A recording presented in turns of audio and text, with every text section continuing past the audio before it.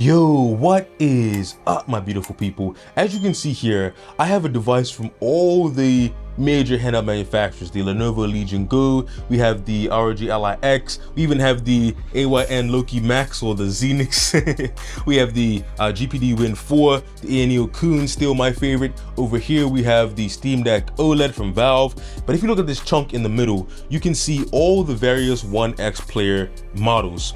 Now, this was actually my first handheld PC ever, the OneXplayer 1S. This is what started me on this barely average dude journey all those years ago. This actual exact handheld was my first handheld ever. And you know, I've been rocking with OneXplayer and following the journey ever since. And the latest OneXplayer I picked up was the OneXplayer X1 Mini, and I actually do think this device is great.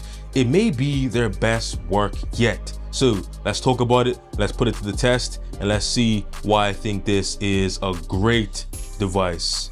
Okay, so right off the top, I'll let you know that overall, I think this is a great device. Now, if that's all you wanted to hear, then I guess you can skip to the end.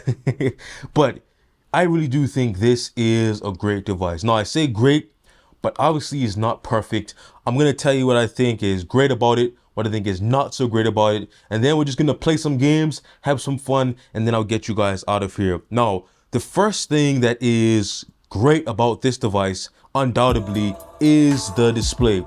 Now, it has an 8.8 inch 1600p 144 hertz display, and it is amazing. Now the question is it actually the same display as the Lenovo Legion Go? I will say that these displays are pretty much the same specs, but I think they calibrated the display on the OneXplayer X1 Mini slightly different. As you can see, these are both at 25% brightness. I'll just put it up so you can see. They're both at 25% brightness, but the Legion Go is slightly dimmer. I'm not sure if they calibrated the screen or if it actually is a different screen, but I turned them up to 100%.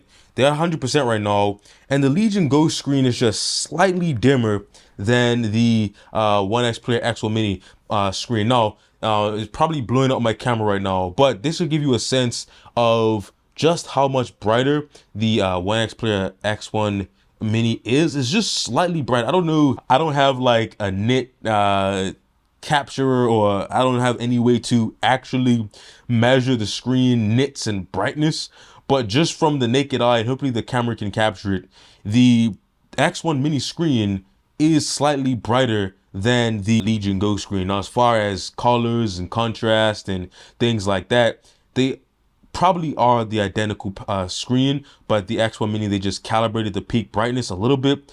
So yeah, I will say that they do look almost identical. If you match the brightness, they would look identical, but at peak brightness and sort of every increment from 0 to 100, the X1 Mini is slightly brighter than the Lenovo Legion Go. But yeah, awesome screen on this device here, and if you're looking for a big, beautiful, bright display, you cannot go wrong with the X1 Mini here, because it's right up there with the Legion Go. For all the same reason people love the Legion Go screen, it's right there with it, but it is slightly brighter. Not like anything to write home about, but it is something that I noticed, so I just wanted to let you guys know. So another thing that is great about the X1 Mini is the ports. The X1 Mini has a great selection of ports here. On the top, you can see it has a USB-C, that's USB-C 4.0, that does support eGPUs, a USB-A port,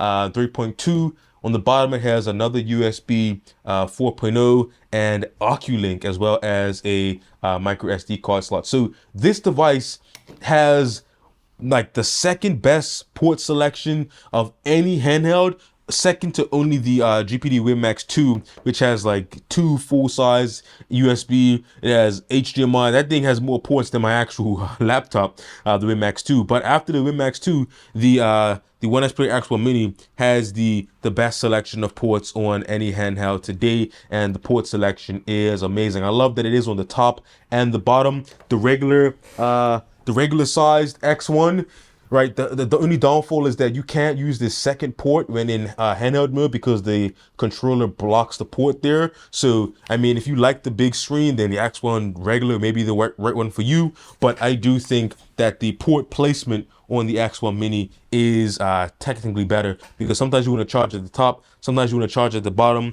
and you have those options there. And that's not something that you can do on the regular X1. Sometimes I like charging at the bottom because it is more convenient at times. But yeah, the port selection on this is great. The next thing that's great on this device is the performance. I mean, the performance on this handheld is up there with the best of the best. It is the AMD Ryzen 7 8840U with 32 gigabytes of RAM running at 7500 megahertz, mega transfers, whatever it is. Performance is great. It's right up there with the best of the best. We're going to talk about performance. We're going to run some game tests in a little bit, so stick around for that. So, you know, it has some of the best performance. Another thing that's amazing with this handheld is the upgradability. The upgradability is actually great. So in order to replace the SSD, it's just 4 screws, and then the SSD is behind the stand here. Let me actually show you that, because seeing is believing. So let me show you that. Okay, so I have my screwdriver here, and it only takes 4 screws to get to the SSD. Let me just show you that now. Okay, the SSD is under here. As you can see, there's a heatsink on it. So let me just take off the heatsink. But here is the SSD. It's easy to swap. It's just 4 screws on the stand, 1 screw holding in the SSD, and there you go. And it actually takes a 2230 and a 2242 SSD. As you can see, I have a 2242 SSD in there right now. So yeah, it's one of the easiest SSDs to swap. Just take off 4 screws on the stand, 1 screw holding the SSD in place, and then you are good to go. But yeah, SSD is very easy to swap. But that leads me into the things that's not so great. So we talked about the things that are great: the display, the ports, the performance, the upgradability. But one thing that's not so great, leading into the next segment, is the actual SSD compatibility. So you'll see here, I have 3 SSDs. This is a 2230 SSD. This is a 2242 SSD. And this is the typical 2280 size SSD. And I mean, the blessing is that this device fits the 2242 and 2230 SSD, but it doesn't fit the 2280 SSD. So the reason that's not great, even though it fits 2 size SSDs like right out of the box, is the fact that the 2280 SSD is usually less expensive than these two. So this is going to cost you around 180, you know, sometimes 200. You can find a 2280 SSD for like 120, sometimes 100, you know, for a decent one, 125 for a good one, 150 for the best of the best. But this is sort of like more expensive on average. Also, these two are limited to 2 terabytes right now. The 2280 size goes up to 8 terabytes. So if I wanted to get a 4 terabyte SSD, I have a 4 terabyte SSD in my ANEO Kun, and I have a 4 terabyte SSD in my ROG Ally X. If I wanted 4 terabytes, I can't get 4 terabyte SSD to fit the OneXplayer X1 Mini, and that is something that's not so great in my opinion. It's great that we have 2 options. It's great that it's easy to access, but it's not great that we are limited to 2 terabytes right now. I guess we're gonna have to wait until 4 terabytes and 8 terabytes, you know, come around, but who knows when that is. But that is something that is not so great. Okay, so the other thing that is not so great, but is actually better than I thought it would be, is the ergonomics. Now, as you can see, the controllers are pretty small compared to my large hand size, but I actually have been enjoying the X1 Mini. The reason I say the ergonomics are not so great is because there are more comfortable devices like the ANEO Kun, the Steam Deck OLED. Any other large device is more comfortable than these smaller controllers, and that's why it's not so great. But the main thing is like the stick placement is kind of low in my opinion. It's just not the best. Now, it's not horrible. I will say it is actually more comfortable than the X1 regular, only because it's a little bit thicker. As you can see here, I'll show you guys. So as you can see, the OneXplayer X1 is much thinner, but it has the same controller, the same connection. So it just feels a little bit less like sturdy. It's also a much heavier device. So the pivot point from the weight shift from this small connector to the rest of the device, it just feels like less balanced. The OneXplayer X1 Mini feels more balanced, feels more sturdy. It just feels more comfortable all around. Like the X1 regular, it's just it's not too heavy for me because I'm used to having a large device, but it just feels like it's right over the edge of what's comfortable, just because of the size, the weight, the balance, and also the stick placement. It's just not a great experience. The X1 Mini is not so great, but it is much better. It is actually usable, I will say, and I have been enjoying it much more than the original OneXplayer X1. So yeah, it's not the best. I wouldn't say it's great ergonomics, but it is what I would say passable, and that's something that is been pushing me towards this device more and more, because everything else is just so great. Another thing that's not so great about this device is the display tech.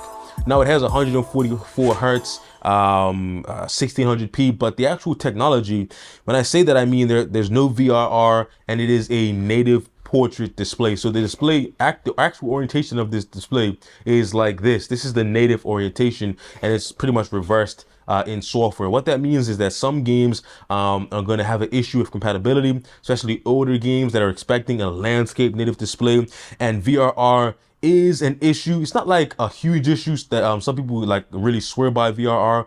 I'm not one of those people that swear by VRR, but I will say it does sort of, in some cases, it is a much smoother experience if you have VRR, like something like the ROG Ally. So not having VRR and not being native landscape is something I have to mention, and I have to take points off of it. That's something that is not so great. But you know, after talking about all this stuff, the greats, the not so greats, let's play some games, because that's what it's all about. It's all about playing games. So let's play some games. Let's see what it's all about, and then I'll get you guys out of here. Okay, you guys, so we're gonna get into some games, but you know it's not a game? Cancer. For real. Someone in my community sent me this. It's pretty much a GoFundMe for one of their family friends, Sophia, who is fighting brain cancer. Now, I asked all the questions, did all of the due diligence, and it actually seems legit. I must say I'm not affiliated with this, you know, GoFundMe or the family in any way.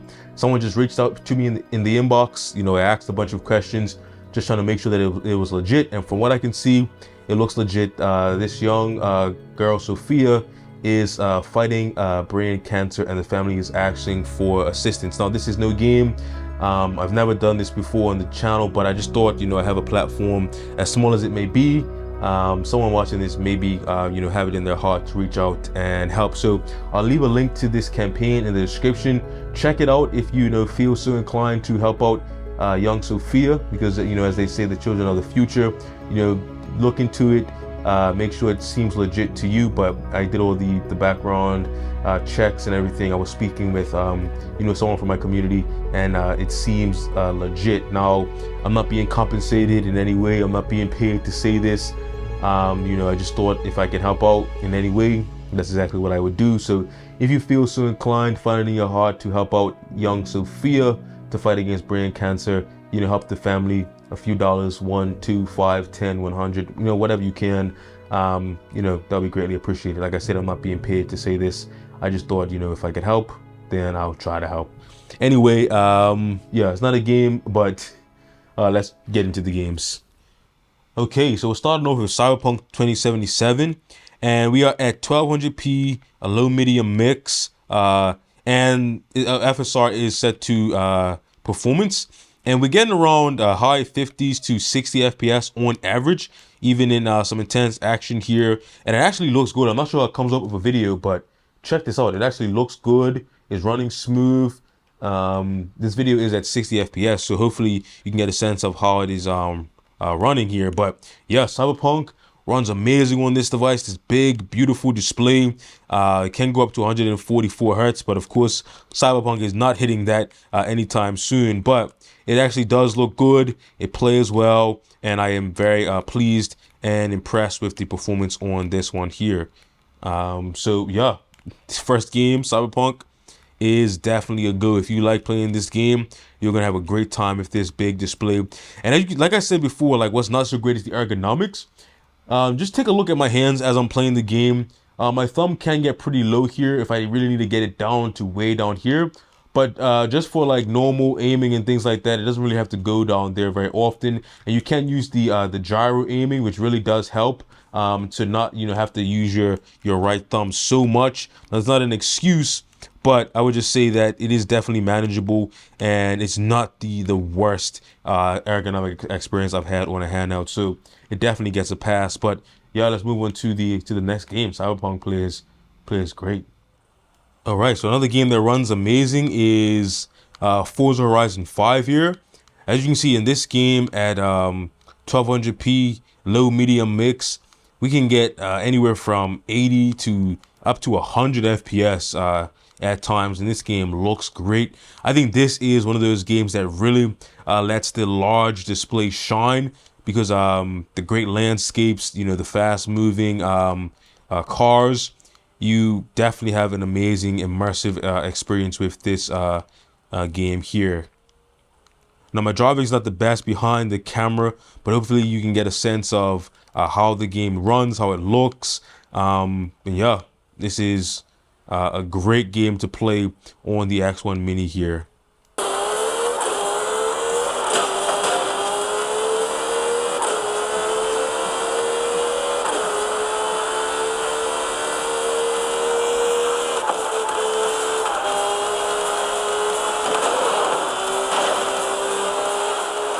But yeah, Forza runs great and looks great. Let's get on to the next game. Okay, a game with this handout really shines is Hades 2. Now you can run this at 1600p high settings all day. It looks great, runs amazing, and you're gonna be getting those high FPS, that high FPS gameplay that you really love from this screen here. So this is one of the perfect games to play on this device here. Yeah, it just looks good. It plays good. Getting up to 144 FPS in this game is just an amazing experience. You can't go wrong playing a game like Hades 2 on the X1 Mini here. Okay, so this one is for all of my Call of Duty fans out there. Now, it's not the latest and greatest one, but I just wanted to showcase the gyro aiming and how that can help you really improve the aiming situation with this device here. Now, you can see that as I rotate the device, it is going to actually move the aim there. That's pretty much programmed to move the right stick as I hold down the left trigger here. So hopefully you can see just how it's able to sort of move my sights where I want it to be without even having to move the right stick, and that really does help the aiming experience here. Now, I am getting some stutter. I probably should have loaded those shaders, but hopefully you can just get a sense of the gyro aiming and the overall look and feel of the game here. Call of Duty is one of those games where you really have to preload those shaders if you want a smooth experience, but hopefully you can get a sense of the gyro aiming, and hopefully you can get a sense of just how it looks in general. But try to ignore the stutters. That's not an issue with the device. That's just Call of Duty and those shaders. If you play Call of Duty, those shaders have to like compile for like an hour every time. But yeah, hopefully you can just see the gyro aiming here. See if I can get this guy here. I just need to rotate. I don't even have to use the stick every time. Sometimes I can just rotate the device, and that's enough to like get onto my target and aim. As you can see here, I don't even have to use the stick if I don't want to, but you can still use the stick, of course. It's just like helps you to get a more fine-tuned aim if you use the gyro. So I highly recommend gyro on a device like this, where it can help you to improve your aim a lot. Okay, so one of my favorite games to play is Spider-Man Miles Morales. Now, we did get the FSR 3 update, so we do have frame generation, and at 1200p medium settings for frame generation, we can get like 80 FPS on average. So we never drop below 60. It's an amazingly smooth experience here, and it's just a great game to play. The big screen swinging through the city just feels very immersive and dynamic. I think it's definitely a great experience here to play on the X1 Mini. But I must say, I am pretty impressed with the actual controller, considering that it wasn't, my favorite on the regular size X1. It does feel much more ergonomic. It feels more balanced overall. So I must say I am enjoying this device here.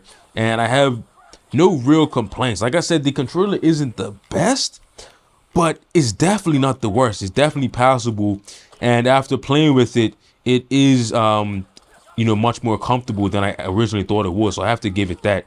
It's not the most ergonomic device that I have in the collection here, but it's definitely better than I originally thought. So I definitely have to give it points there. But yeah, Spider-Man Miles Morales is amazing. We got FSR3 or frame generation, and as we get more games with the FSR3 update, we're gonna see the performance and the FPS on these devices just becoming better and better. And now I'm not one to always rely on what I call fake frames, but in some games the implementation is good enough to where it's not like noticeable, and it is a good experience. And Spider-Man Miles Morales is one of those games.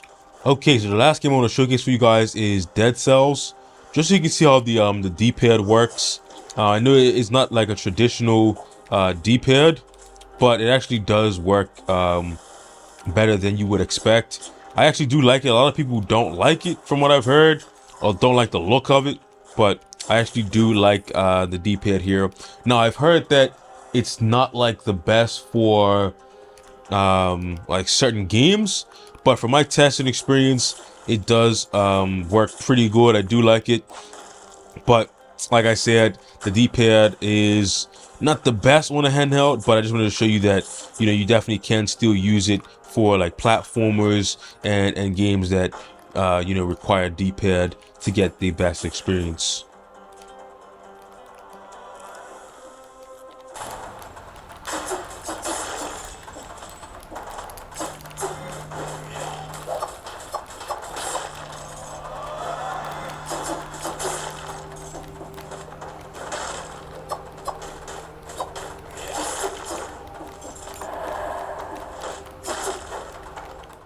Okay, so we've talked about what's great, what's not so great. We've played some games. Now, what's like my final thoughts? Like, what do I really think about this device? Or more importantly, like, would I recommend it? Now, I actually do think that this is an amazing device. Like, the concept of this being a 3-in-1, it's a handheld, it's a tablet, it's a laptop, I guess you would call it. Not sure if you can actually consider it to be a laptop considering how small it is, but it could be an all-in-one, for the right person considering how small it is. I will say it's probably like one of the most powerful Windows tablets at this size, I guess you could say. But I'm not saying I would recommend it for that, but I do think it actually is a great device here. Now, you get amazing performance, you get amazing battery life. It is 65 watt hours. Now, it's not the 80 watt hours of the ROG Ally X or the 75 of the Neo Kun, but 65 watt hours is still a respectable battery size, considering that the average is around 50 or 40, depending on what device you have. There's nothing in the mainstream that's really larger than 50 watt hours until you get all the way up to the ROG Ally X, which is 80 watt hours. So 65 is a good sort of battery size. 15% less than the ROG Ally X is still a great battery size if you ask me. Now, would I recommend this? I actually would recommend this if you like the features that it has, if you like the fact that it has the detachable controllers, you have the magnetic keyboard here. If this all speaks to you, if you look at this and say, that's an interesting device, then I do think this may be the one for you. Great screen, great performance, great ports with Oculink. It is an overall great device, and that's really all I can say about it. I think it's great, even for the price, considering that it's slightly more than the ROG Ally X. You do have 32 gigabytes of RAM. You have more ports. You have a larger screen, higher refresh rate if that matters to you. Detachable controllers. It's like the Legion Go with slightly better like ports and RAM. but slightly worse controllers. That's sort of my last sort of, you know, final word for this device. It really is like a Legion Go from another timeline. But anyway, that is the OneXplayer X1 Mini. Leave a comment down below of any questions or thoughts you have with this device here. Also check the link in the description for the GoFundMe for Sophia. Like I said, I'm not being paid or anything for that, but you know, check that out if it's you know, just if you find it in your heart to donate there, we greatly appreciate it. And yeah, overall great device. As always, like, subscribe, ring that bell, and all that great YouTube stuff. And I'll catch you guys in the next one. The X1 Mini, is it great? Yes, it is. That's my final answer. Anyway, catch you guys in the next one. Peace.